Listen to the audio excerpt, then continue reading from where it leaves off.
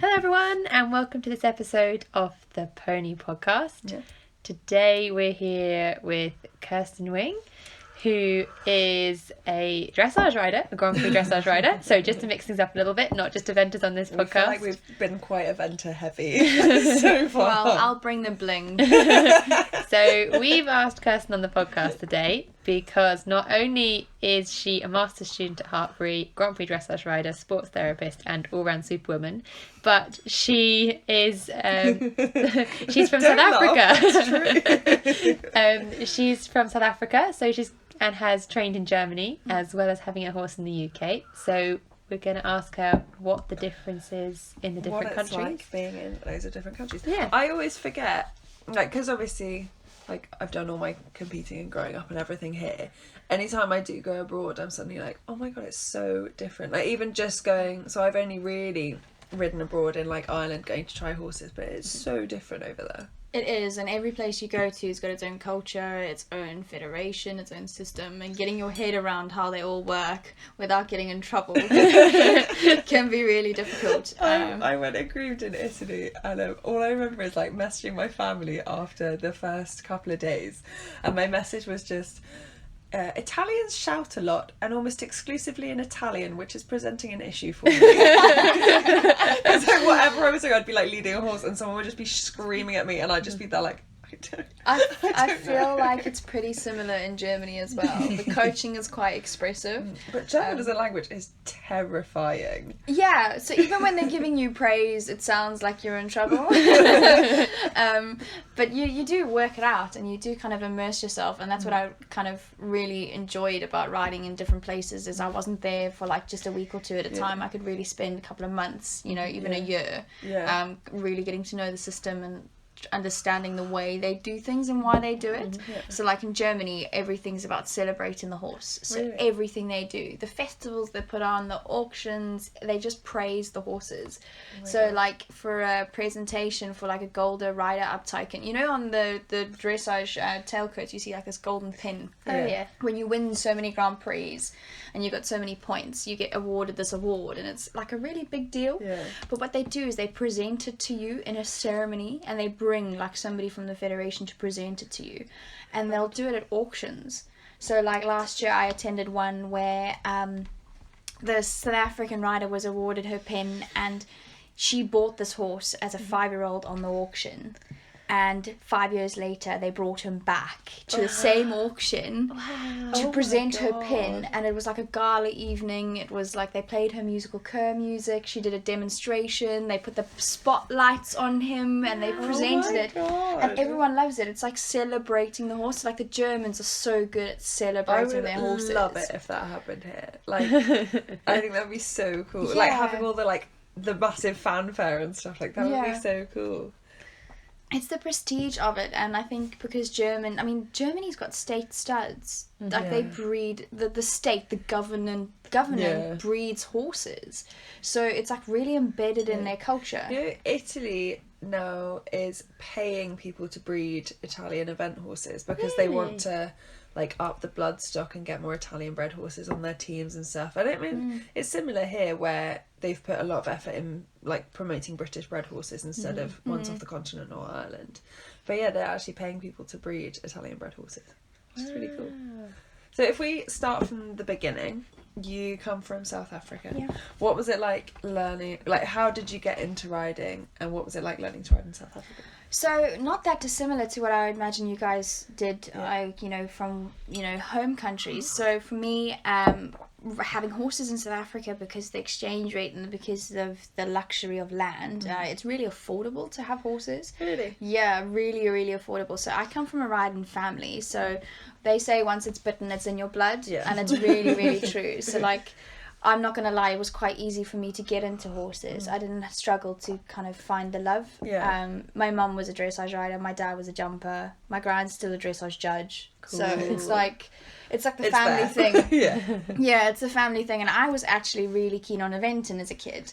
So mum bred show ponies, so I did a bit of showing, decided that not for me. I still show, so I'm still a member of the MPS, but like I decided I wanted to go and do some eventing, and I was given a really nice event pony to jump, and that's kind of where it all started. loved it. But because it's so affordable, you collect ponies. So we had like 3 or 4 ponies each, and we were really enjoying riding. Yeah, it's different. And there's a lot of help.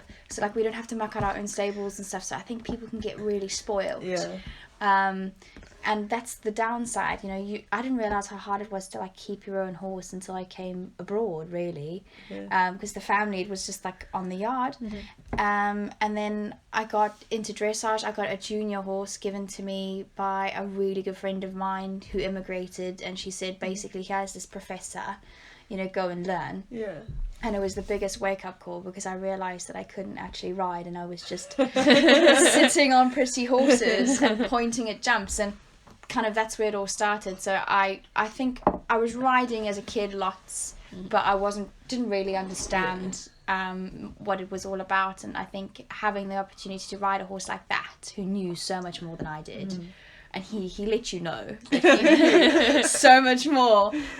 He would predict everything you did and catch you out, and in a nice way. But it really made me sit up and go, okay, well, do I actually want to learn why? Do I want to do this seriously? Yeah, and I think that's when I started to look at Europe. So South Africa is fantastic to learn, because you can have all these horses and you can ride loads. The weather's great all year. We don't need indoors.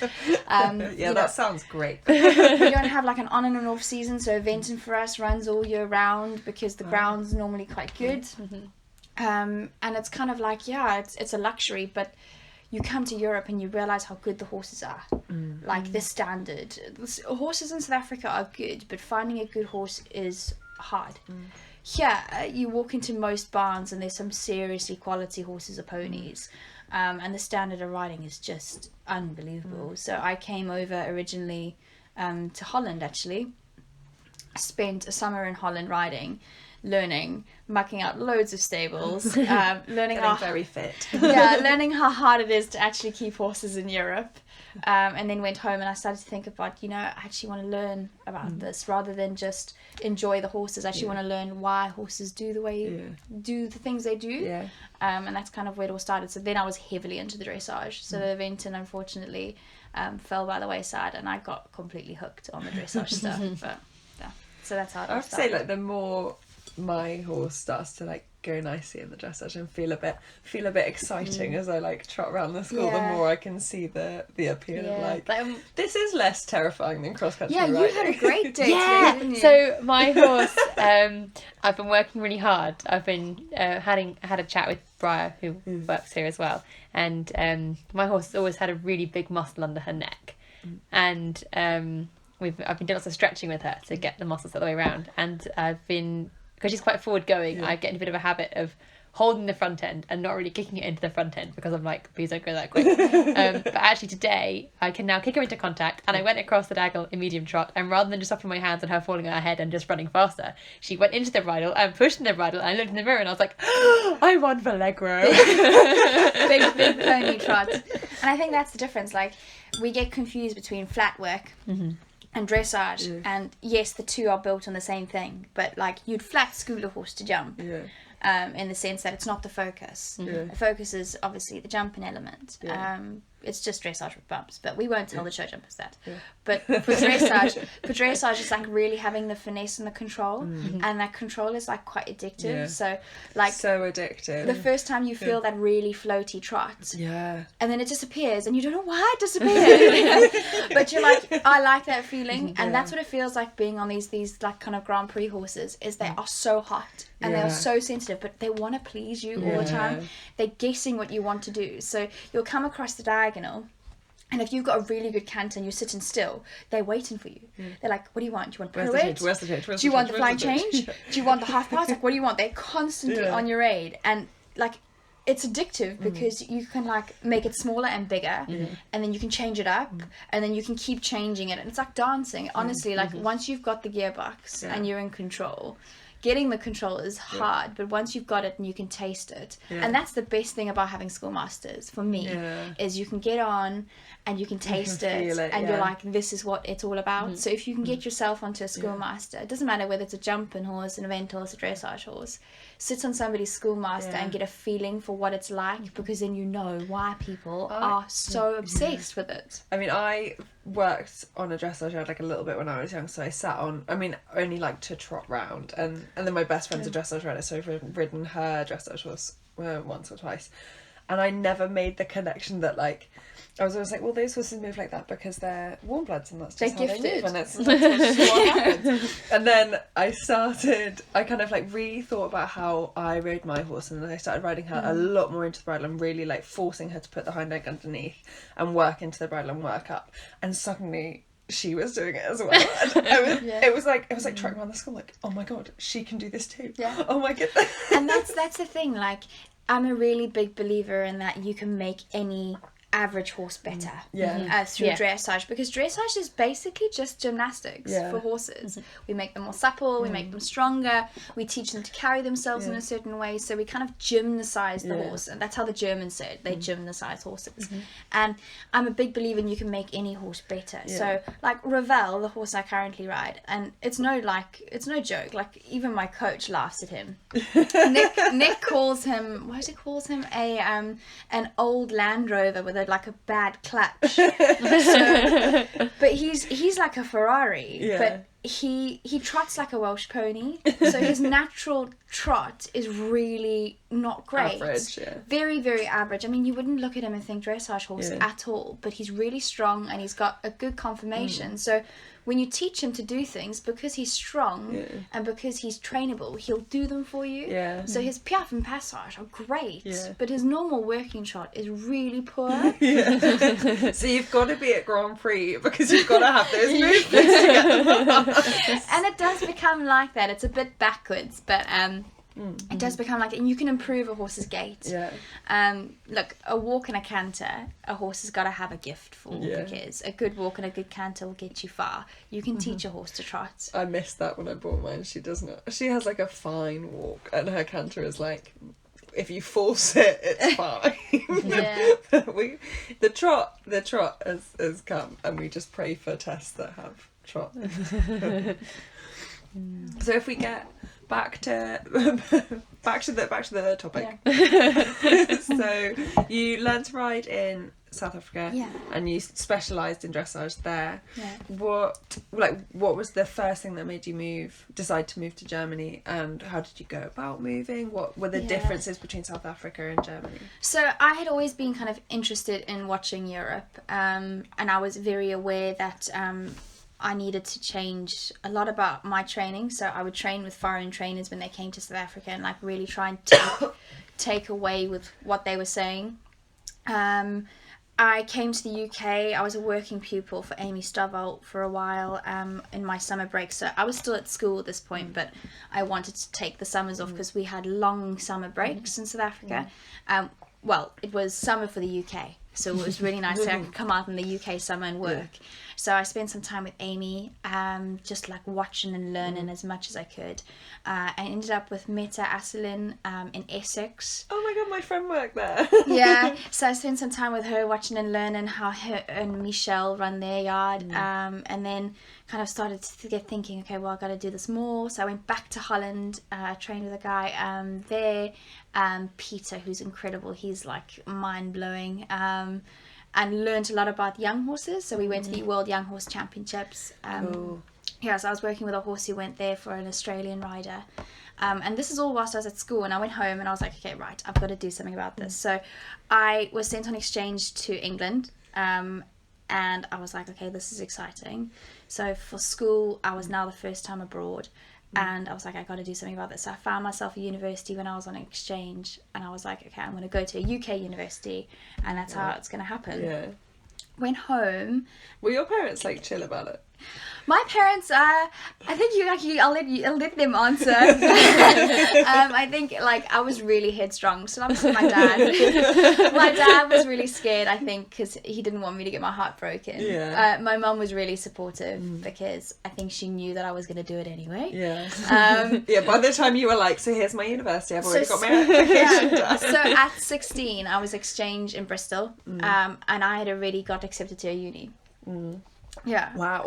Well, provisionally accepted to a uni. So I was like, okay, this is what I want to do. That's a really nice position to be in, going into your A-levels, just like, it doesn't matter. I'm already Yeah. Also, that means that if that was, you were 16 at that point, then you were what, 14, 15, having done your summer's work experience in Yeah. the UK. I was really young, so when I started coming out, so Oh my god. but I guess like I grew up quite quickly, so because of our family situation, like I was riding Prix St George when I was 14. What? Yeah. I'm going to South Africa. So I didn't. The standard there is more accepting. So like you can go and muddle your way Yeah. through, and they're really supportive, which is great. So I learned a lot from the professor that I had, and I got him when I was 12. So I started riding horses quite early, rather than staying on ponies. Wow, yeah. Yeah, I grew quite young. I didn't grow very much, but I grew quite young. So yeah, I was like, okay, well, I'm gonna make this work. Like, I'm gonna go to the UK and have a uni. And I got home. You were such like a business Yeah, minded. I know. And I came home and I was still a junior, and I rode my last championships as a junior. I started riding as a young rider. I got given a cool horse to ride who like was really difficult, Yeah. like really, really difficult. I couldn't afford to buy anything like really Yeah. special, so I rode this really cool horse called On Guard. We called him Buddy, and he broke my heart so many times. But the one day we got it right, was a prize was to go to Germany. Wow. So we went to a show and everything went wrong on the warm-up. I forgot my spurs, and the person next to me rode into me, and this horse was freaking out, and somehow he got in there and he was just really good. Yeah. Like he just listened to me, and we were in the moment. We were just in our sandbox, Yeah. and it went really well. And so he won me a prize to go to Germany to the South African rider called Lorien Dittman, and I'd heard about her. Yeah. Like, I'd heard so much about her. Like, she used to ride in South Africa, and she was trained by the same trainer that I was being trained by, and I was like, oh my word, I'm gonna go and like, meet this like famous person. And just the prize was like 2 weeks later, like get on a flight and go to Germany. So I went to Germany, and I've been going back to Germany now for 5 years. Wow. Yeah, so every summer I've gone back to her, met her kind of through that prize, and I watched her ride, and she's got 2 horses on a campaign now to Tokyo. Wow. I know she's made both of them herself, and like watching this journey's been awesome. So like I met those horses when they were still like Prix St George. Wow. So I've seen them grow like into Grand Prix horses. So like I go back every year now, and she's competing flat out. So like last year we went to Poland together. Wow. So yeah, I took drove Ravel over to Germany, and then we took the horses to Straight Poland. to Poland. We went to Poland for 2 weeks, and all over. Yeah, we're traveling, competing, riding, learning loads from her. Learned a lot in Germany. Germany's very different. Really? Yeah, very, very different. The standard for dressage there, the strict approach is like amazing. Yeah. And I really learnt a lot from her, and it's been pretty cool like watching it happen. I must admit I was pretty lucky that it happened to me. Yeah. Like I'm a big believer in working hard, but I think the right place at the right time. I just met the right people. And you need to find yourself a mentor. If you have not found yourself a mentor, you need to find yourself a mentor. So if I have a bad day on Ravel and I can't work something out as a rider, the first person I phone is Lorien. And I'm like, oh, I've had a really like bad training session, or I've had a really great training session, and she makes you think about, okay, well, why did it happen? What did you do? What could you have done? Like somebody to talk to. Like she's been a great asset to me, just learning. So what do they do that's so different in Germany compared to here that means it's just like so much stricter, I guess? I find like, so the young horse scene here in England is booming at the moment because of Charlotte Fry. Like there's a lot going on, kind of young horse, but Germany's been doing that for years. So like the Bundeskampionat has been running for ages. So they've been, the biggest championship in Germany is not for the Grand Prix horses, it's for the young horses.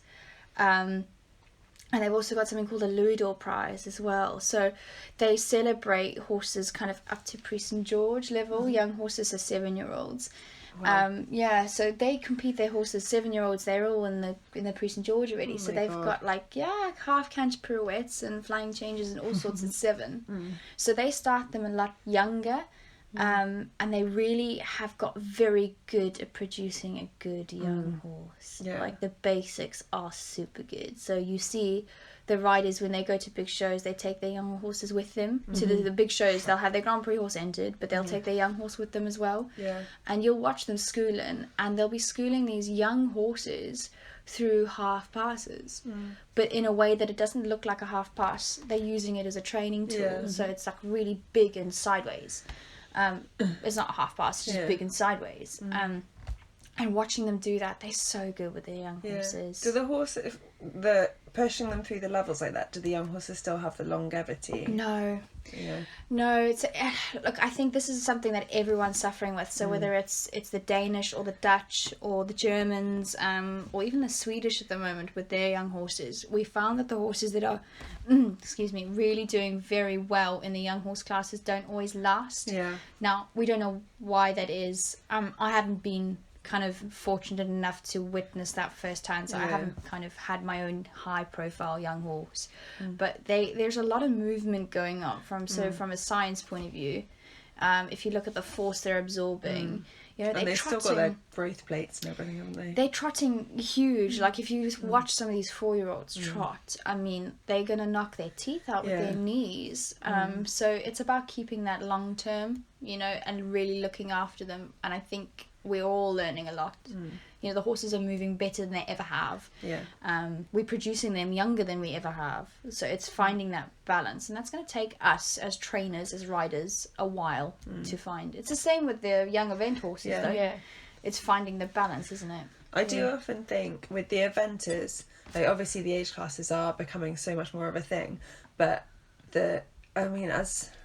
for 5-year-olds, it's basically like a walk trot test. I mean, it's got a bit of cantering, but it's like 20-meter circles. Like it's crazy in dressage. Like our 5-year-olds are doing walk canter transitions and leg guilds and all sorts. And the show jumpers, the 5-year-olds are jumping what, 115? Well, 6-year-olds are 120. Yeah, so 5-year-olds are 115. And I don't think they have the same problems that are in dressage, but they're still seeing a lot of injuries. But I think also you've got to look at, if you look at a horse's record at any discipline, that there's got and done an age class or an age championship, they've got to have qualified to get there. Yeah. So they're going to have done runs to get them to that age class. Yeah. And that's miles on their legs.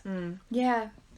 I think eventing is, like, it kind of I feel like it does the best of them because it's that one step down from both. And also that the sort of the highest age, that the 8-9-year-olds is 8 and 9-year-olds. Yeah. So that you can need afford that extra year. Or even if you have a horse that doesn't do 5, 6, 7-year-olds, by the time it's 9, you might be it ready. might be ready, even though it hasn't been ready to fit in the age classes all the way up to that point. I think it'll be interesting to watch. There's the horse on a circuit. If you want to watch a dressage horse progress, there's a horse called Florentini. It's ridden by Andrea Helgestrand's head rider. I was like, I think I've seen it. I don't think I have. It's a beautiful bay mare, and she's kind of broken history in the sense that Andreas is very much on top of the world young horse stuff at the moment. He's winning everything. Yeah. And he has this mare, and I've seen her in the flesh. She is very impressive.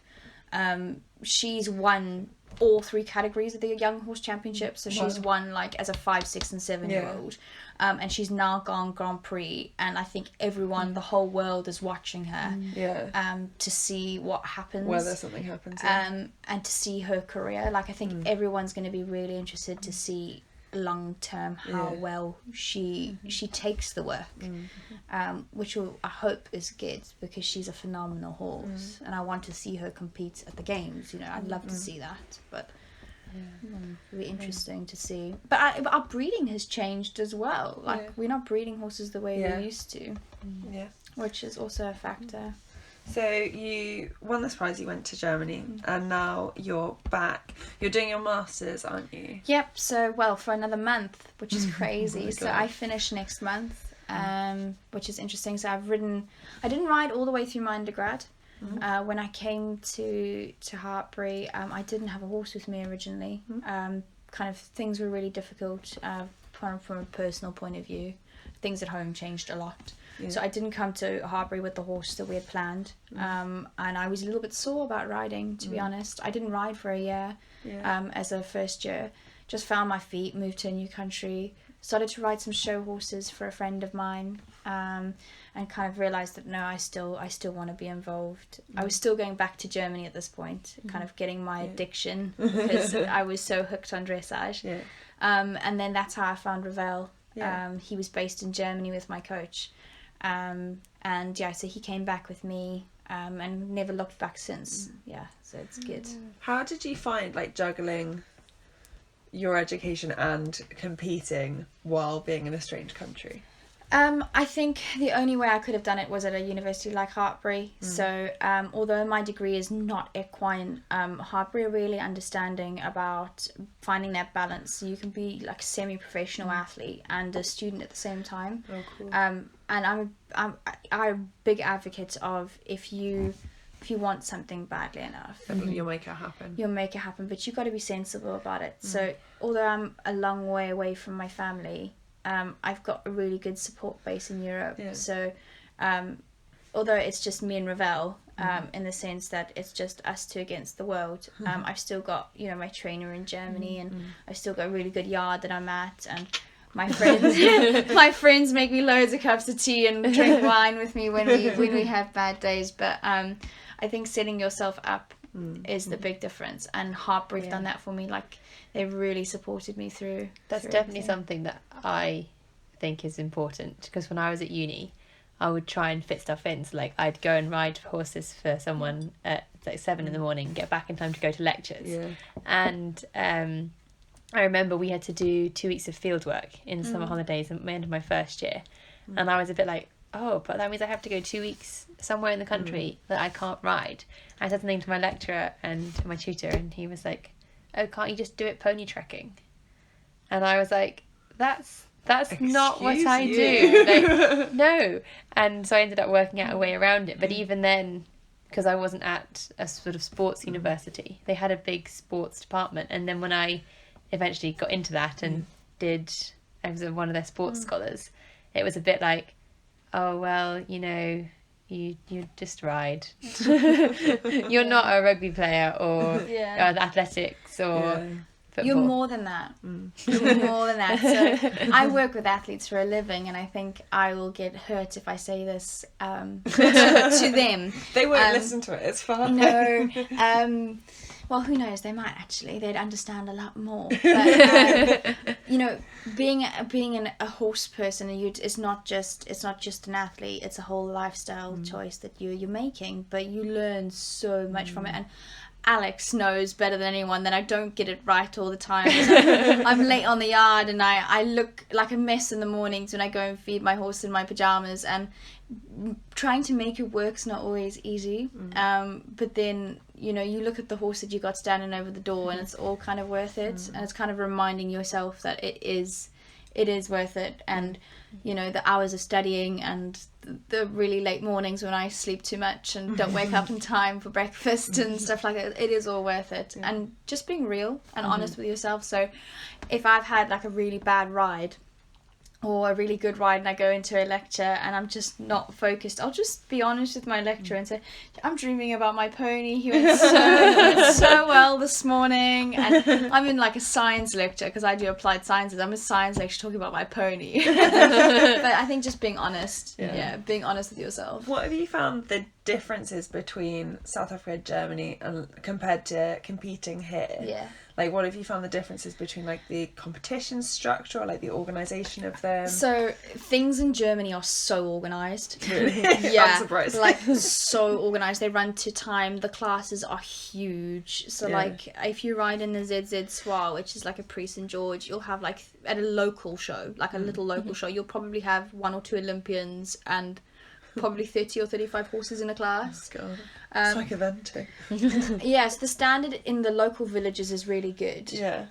It's not like that across all of Germany, but where I've kind of experienced, it's been like that. South Africa, the classes are much smaller, and yeah, so like the ages, so like for example, when I was riding as a young rider, I think there were like 8 of us competing at the level nationally. Wow. So classes were really small. So we used to compete with the adults, which was cool. But and you all know each other, presumably, which we is do know nice. each other, which is really nice. The team feeling is awesome. Yeah. You don't get that in Germany.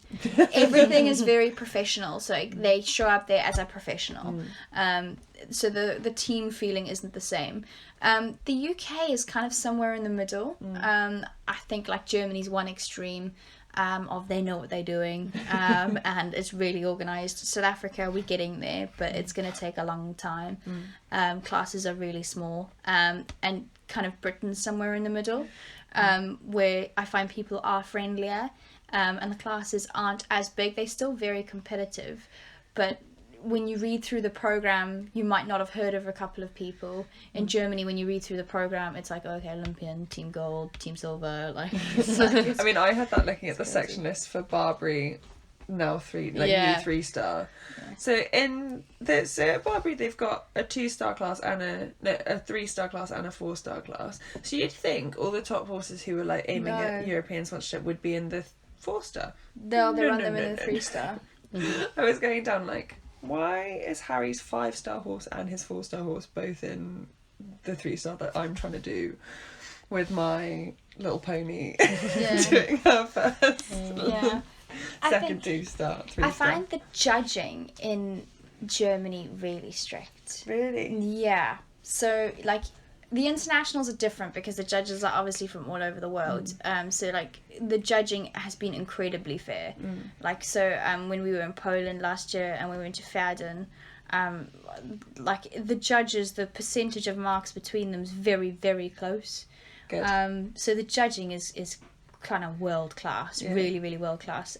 Judging in Germany is strict. Like I would probably get a 70 at home for a test. I'd probably at home in South Africa I get 70, and in Germany did the same test, I'd probably get a 62. Wow. 61 or 62. It's just the standards just a little bit different. And then in the UK I find they reward harmony more. So if you're a soft, supple test and you're consistent and clean, you'll probably score your 70. In Germany that will be flat, it will be average. So if you look at the marking scheme, they'll probably score you a 6 or a 6.5 because you are satisfactory. But there's nothing special about it. I found that even with the eventing. So with my horse, because we've had to like rethink a little bit how she goes in order to get the hind end a little bit more underneath her, we've sacrificed a bit of the relaxation, but she's stepping through now and the quality of the pace is better, but because she's a bit tighter in front, the scores have dropped, and you're like, but look at the rest of it. Like, you won't see it, and that's the hardest thing. So like as you go up through the training levels, they reward something slightly different. So like at your medium level, you might not need as much engagement into collection, and as you go up you need more engagement and more collection, but it comes at a cost to harmony, and you've got to find a balance where you keep the harmony and you keep the submission, and that is exactly why everyone has fallen in love with Charlotte and Vallegro, is they do both, and they do both so well. They do both really well. And while there are horses that move better than Vallegro, for sure, out they don't there, do it with the same. They just like don't do it with the same harmony. Yeah. And they, having said that, they're horses that have more harmony than Vallegro, but they don't have that power and expression that he does. Yeah. And it's finding the combination, and that changes throughout your horse's learning journey. So like the balance will change. So like you make more energy and you make more tension, and they get really kind of hot with it, and that's okay because it will come down. And then other days, no, today is not a hot day. Today is a submission day, and we're going to go really soft and long and really through the back, and there's not going to be as much engagement. So knowing when to increase the one and when to increase the other. In terms of the differences between how the horses are managed, you've obviously got said lamb was quite cheap in South Africa. And that when in Holland, in the yards I've been to, there's basically no turnout because they just haven't got the space. What are the biggest differences you've noticed in the yard setups and management of the horses? Oh, I love this question because I've thought about this a lot. So Germany very much focused on the horse and its training. They're not as concerned about the yards. So the yards are clean. Most of the horses are actually boxed down on straw, and they've got a very different feeding regime. Like the whole feed content and nutrition and management looks completely different in Germany. Really? Yeah, it's real old school.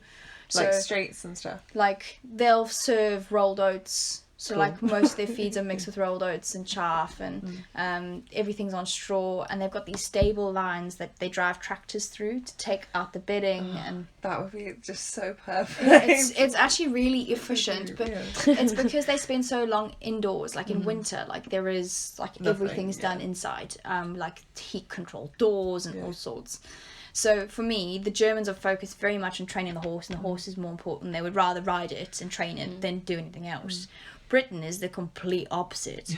Like, I've worked on a couple of yards, and like they are OCD about how everything looks, and the bedding and the changing and and it's like everything's done on time, and like it's very, very welfare and horse management. I would have thought Germany would be like, everything must be done by this time and everything must look smart. It and runs everything like must do clockwork. this. It does run like clockwork, but the focus is always the riding and celebrating the horse rather than his stable and his care. Meanwhile, I think Britain has gone, and correctly so, gone the other way, and it's really about taking care of the horse and looking after the horse's welfare and like very welfare orientated. You know, I find that people in the UK are highly educated when it comes to feeding regimes and all sorts. Like they really like are Everyone's interested. got an opinion. Yeah, everyone does have an opinion, but they actually take interest Yeah. in all this feed, that feed. Like, you know, they've got all these like fancy curb chain holders and bridles that don't put pressure on the ears and like all sorts of things. Like Germany, that would not fly. Like, in Germany, it's like simple snaffle and a normal bridle. There's no squish pads or anything like that. But Britain's gone very welfare orientated. South Africa, we lap up the You're just sunshine. we lap up the sunshine, and we just enjoy having the horses, even if it's not necessarily at the same level. South Africans just love having horses and being outside, and it's not necessarily as sport focused. They're not. So nice. They're not high performance. Well, most of them aren't high performance. So, like, certainly none of mine were. Like, we competed loads, but I was never like, oh, we're going to the Olympic Games on this horse. Like, that doesn't happen as Do you often. think horse sport in South Africa is like going to go more that way? Yeah, it's going to grow. We're importing blood flat out. Their horses coming off the continent like crazy. And the riding standard since I've left has changed. Wow. I've gone home and seen stuff change, and there are a lot of South Africans riding abroad at the moment. With import export, we can't really train Olympic horses in South Africa and bring them out. It's not fair on them. It's 6 months quarantine, and it's not training, and that in a horse's regime is just too much. And it's very expensive. So most horses who go representing South Africa will be European. But the sport is changing at home. We got some catching up to do, that is for sure. But I think it's really exciting because people have the facilities in South Africa because they've got the space, and we just need the training and the horses now. So I feel like we may have gone slightly off topic in a few parts, but it's been really nice. I was going to say, because we've got to wrap this up because it's Nearly nearly 40 minutes. Thank you for giving us your Thank time. you so But much for chatting quickly to us. before we finish, I have a couple of questions that we like to ask everyone that we interview that Tess looks like she's forgotten about and wants to go to bed. 100%. So if you could go back and talk to your younger self, oh my word, what's one thing that you wish you learnt sooner? Definitely like get the basics right. Yeah. So for me, like understanding your training foundations. So things like get the horse off the leg before you try and do anything fancy. Get the horse connected before collected. That's a big one. I think a lot of people ride with their hands, not their legs. So like for me, go back to basics. Don't be so keen to ride the tricks. The tricks teach themselves, they come. But I wish I had learnt that earlier. Like, I really wish I had learnt that earlier. Was just go and get really good at the basics. So, do you think talent is real? And how much bearing do you think it has on someone's success in the sport? I think talent is 100% real. Really? I think riders who have feeling Yeah. will always be separated from riders who don't have feeling or don't have as much feeling. I think there is a gift to deal with horses. Do you see it working with other athletes as well? Because obviously you work with... I do. So for us, talent identification, there's so much money in football working in talent ID. And for us, talent is only half of the formula. Really? Yeah. So you can be incredibly talented but not have the right opportunity and not have the right attitude. So for me, talent, attitude and opportunity are the deadly formula. If you're talented enough, you will find opportunity, but you cannot fix the effort thing. Yeah. That's got to come from you. So you've got to have talent and you've got to be able to put the effort in. And that in riding is huge. Yeah. Big time. Because you won't ride for sponsors and big organisations unless you're prepared to put the effort in. No matter how talented you Literally are, hours in the saddle. you've got to put in the effort and you've really got to be prepared to put that effort in. Yeah. So don't be fooled. Charlotte and all of them were mucking out stables. Yeah. And that's okay. You got to start somewhere. And final question, what's one piece of kit that you couldn't live without? Oh, I'm an absolute brat. So I'm gonna say something that probably shocked most people is my bits. Really? Yeah. So I'm not a dressage blingy person, but my bits are my go-to. They're the one thing that I am not prepared to compromise on at all. So I ride with Bombers bits. It's sweet iron. Yeah. So it's much more comfortable for the horse, and they bend the bits to fit the horse, so they mould them to the horse's mouths. And I think... Do they do them like bespoke for your horse? They do them. So, so every set I've had done, they do custom. And they're just such nice people. But for me, I can feel the difference. And Really? to the point where if I ride somebody else's horse, I often ask to put my own bits in. Wow. Because I really would prefer to have something that's really soft and really fitted for that horse. So for me, don't take my bits away. I need my bits. I mean, I wouldn't say my bits are like a piece of kit I couldn't live without, but I know my horse, if you put her in just a regular mouthpiece, she will literally stand in the yard with her mouth open and hold it open and will not shut it. I don't think we understand. I think we really good at saddle fitting. Yeah. I think we understand a lot about how saddles affect the horse's body. I don't think we're quite at the point where we understand just as how much effect we can have with a horse's bit. And for me, the legs and the saddles are important, big time, but there's a softness. The horse's mouth is like velvet. Yeah. You know, there's a softness that comes with the bit, and like being able to respect that, even on a strong horse. Yeah. Being able to respect that relationship, because it's your communication, is really important. Yeah. Well, thank you very much. Thank you so much. Thank We'll let you go now. I'll put the kettle on. So that's the end of this episode, guys. Hope you've enjoyed it. Thank you for listening, and I hope you tune in next week for whatever we come up with for next week. All right. Bye. Bye.